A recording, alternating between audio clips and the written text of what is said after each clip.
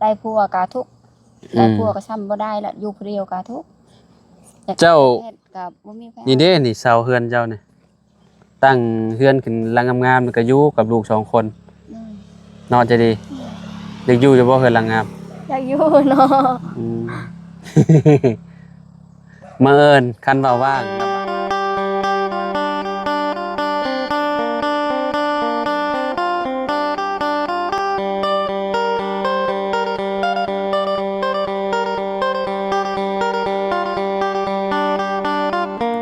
กราบสบายดี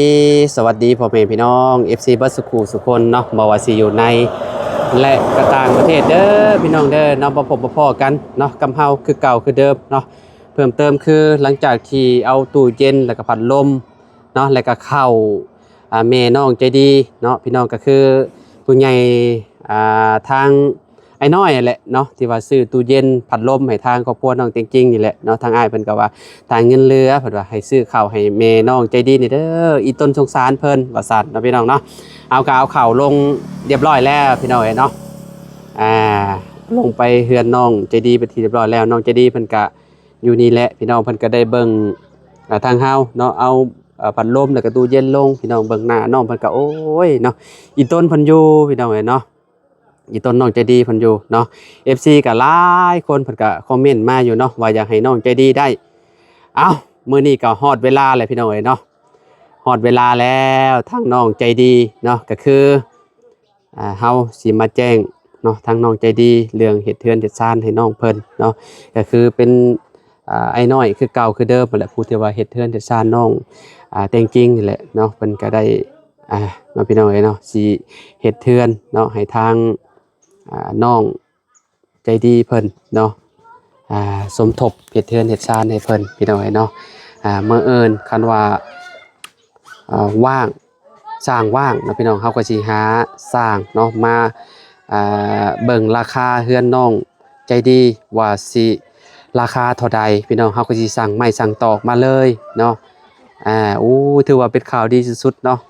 ส่งใหญ่หล่นทับน้องใจดีแล้วพ่อแม่พี่น้องเนาะเฮาก็ดีใจนำน้องเพิ่นหลายๆเนาะก่อนอื่นก็ขอบใจทางไอ้น้อยหลายๆแล้วก็ขอบคุณเนาะไอ้น้อยเด้อเนาะที่สดสวยน้องใจดีมาเนาะทางอ้ายเพิ่นก็ว่าไว้แต่โดนเติบแล้วแหละพี่น้อยเนาะขอบคุณหลายๆเด้ออ้ายเด้อเนาะก็ขอให้อ้ายเนาะอยู่ดีมีแฮงให้ร่ำให้รวยบ่ให้ซวยจักเทื่อเด้ออ้ายเด้อเนาะบ่ว่าอ้ายสิเฮ็ดธุรกิจหยังค้าขายหยังก็ขอให้อ้ายเจริญในหน้าที่การงานตลอดปีและตลอดไปเนาะกับทีมงานอ้ายแหละเด้ออ้ายเด้อเนาะ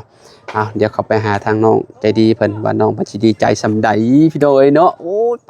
ปเบิ่งนำกันเนาะเพราะว่าทีมงานก็มีงบอยู่เด้พี่น้อยเนาะเฮาก็สิเอางบนำเฮาจ้างสร้างแล้วก็ซื้อไม้ซื้อตอกเนาะพอบ่พอจังได๋ก็ถ้าเบิ่งนำกันเด้อพี่น้องเด้อเนาะไปพี่น้องไปหาน้องใจดีเพิ่นโดยมาพี่น้องเนาะทางน้องใจดีเพิ่นก็ยังบ่ได้ฮู้อีโนอีนี่เด้พี่น้องเนาะมาพี่ก่อนให้บาบูนเป็นมือกล้องให้พี่น้องเนาะสบายดีทางสาวลีพูนสบายดีป้าลุงแน่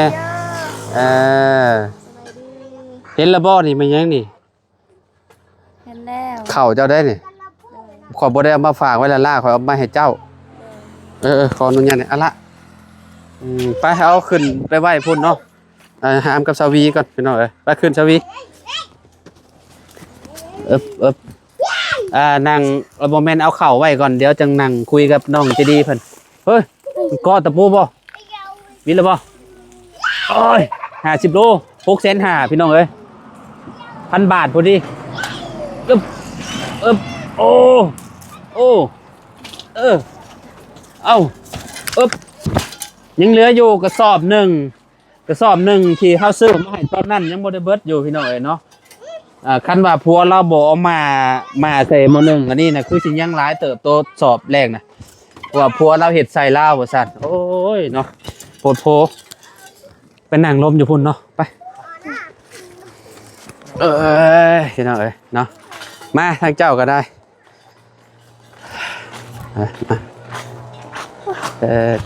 จักมีข่าวดียังทางน้องใจดีนี่นั่งอยู่นี่ใจดีได้นั่งอยู่บ่มานั่งนี่เนาะ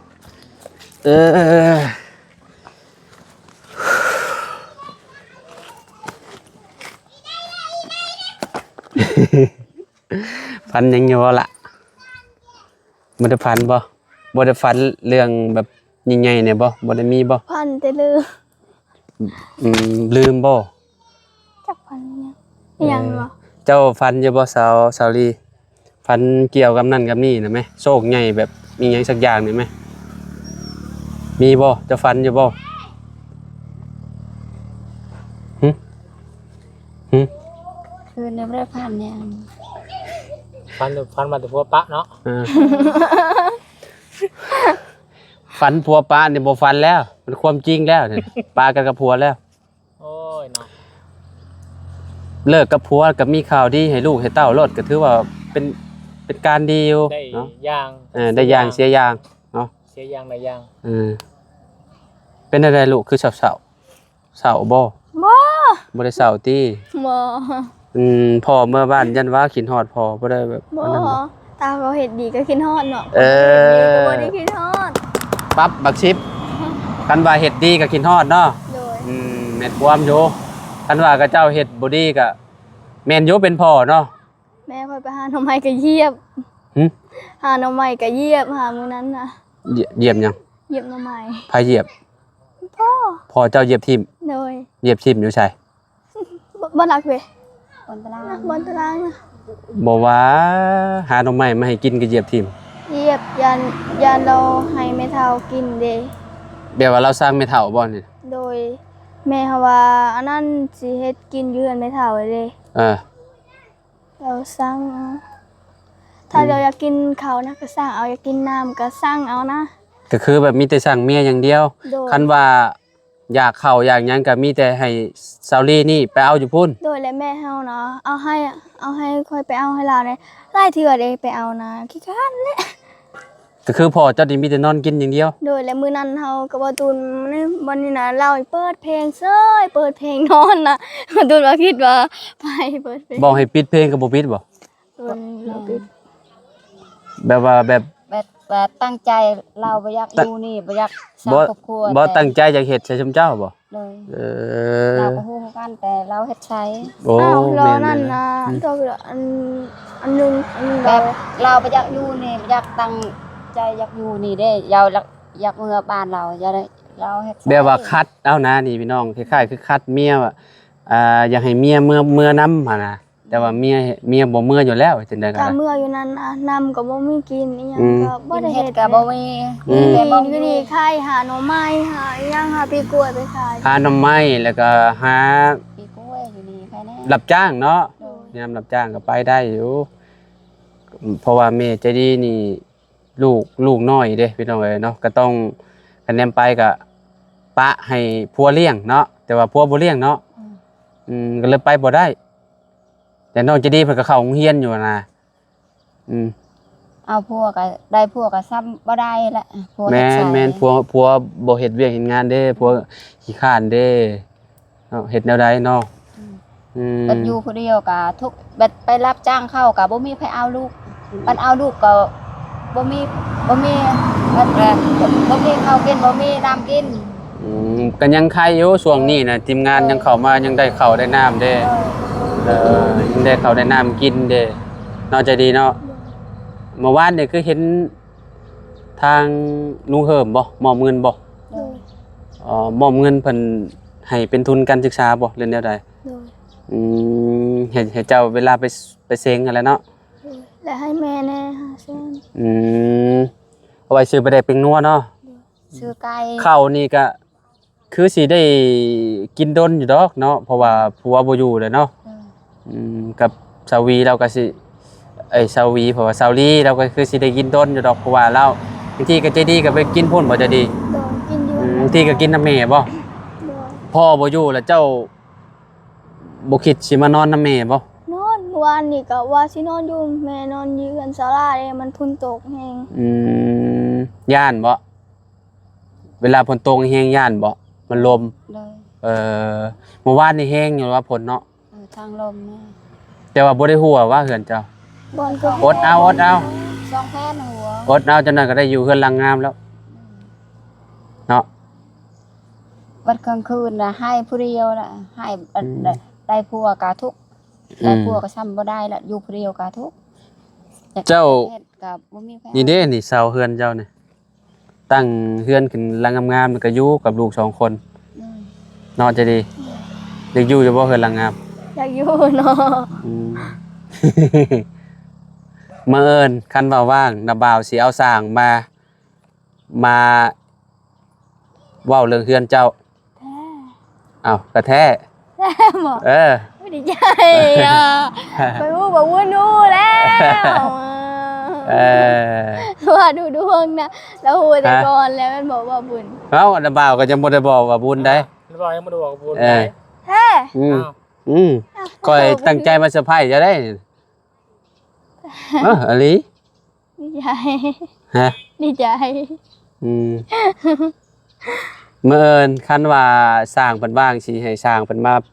อันเว้าละคงราคาแล้วก็สิสั่งไม้มาแล้วก็ให้เพิ่นจัดการให้เลยพี่น้องเอ้ยเนาะทางเฮือนน้องใจดีเป็นช่วงโมเดิร์นเนาะใจดีเนาะ เห็ดแบบอะไรก็ได้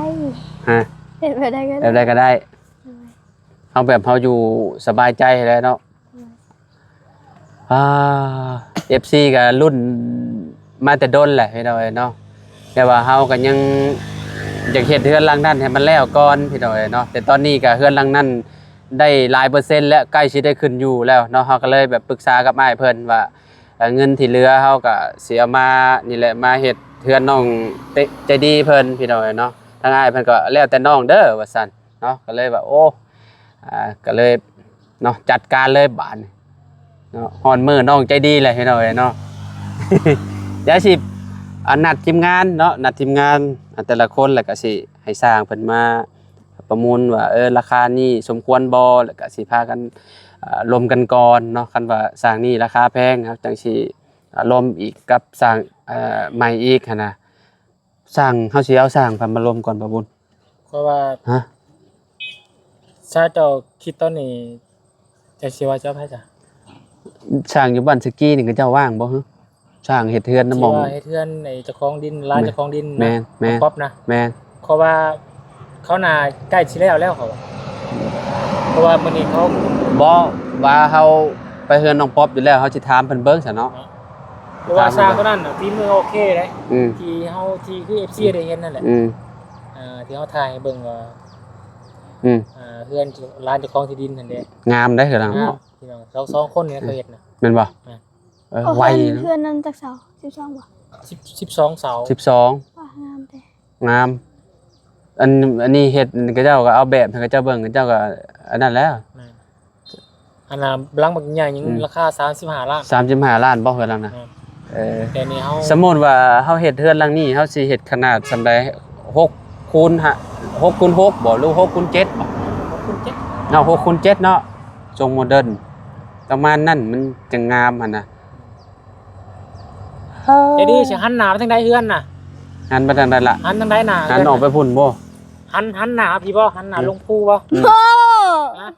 บ่ หันไปแน่จ้ะ หันหน้าแบบนี้แหละนี่ทรงแบบนี้แหละขอเนาะ โดย เอาแบบเดียวกันนี่แหละเฮือนดินกับเฮือนไม้อันเดียวกัน หันทางตานั่นบ่ เอามันจะบ่เห็นไผเด้ อ้าว ส่วนมากเห็นนกเห็นกายเห็นประมาณน่ะ บ่บ่อยาก เบิ่งเว้าเนาะเบิ่งสมมุติว่าพุ่นมาพี่ เอาไว้ สมมุติว่า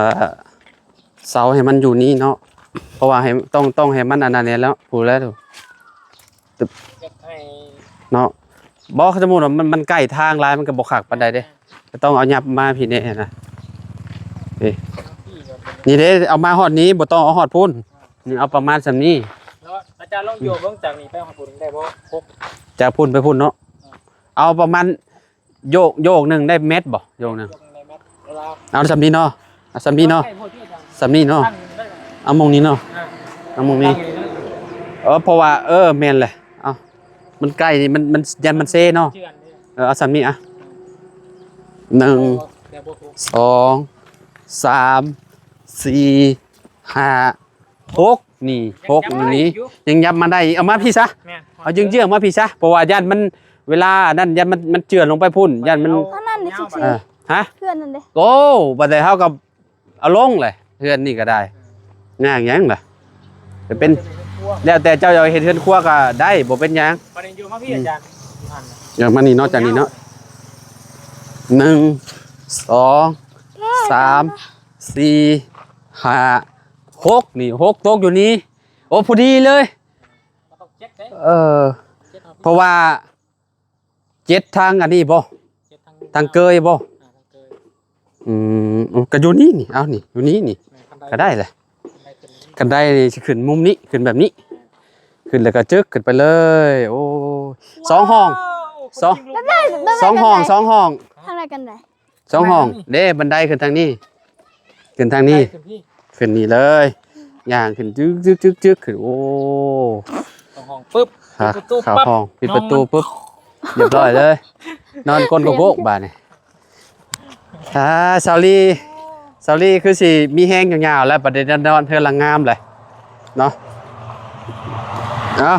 ดีใจนำน้องใจดีเพิ่นพี่น้องเอ้ยเนาะที่ผู้ใหญ่เพิ่นมองเห็นเนาะมาอย่ามาดีใจบ่ล่ะดีใจแฮง ดีใจแฮงเนาะ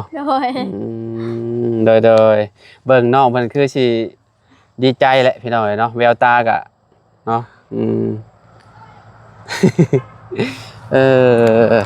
เอาเงินกะนี่แหละเป็นเงินของไอ้น้อยคือเก่าเนาะผู้แต่ว่าเฮ็ดเทือนเฮ็ดชานในทางน้องแต่งจริงนี่แหละพี่น้องเอ้ยเนาะทางอ้ายเพิ่นก็โอ้ใจบุญใจกุศลหลายเนาะเพิ่นได้เว้ากับเฮาตั้งแต่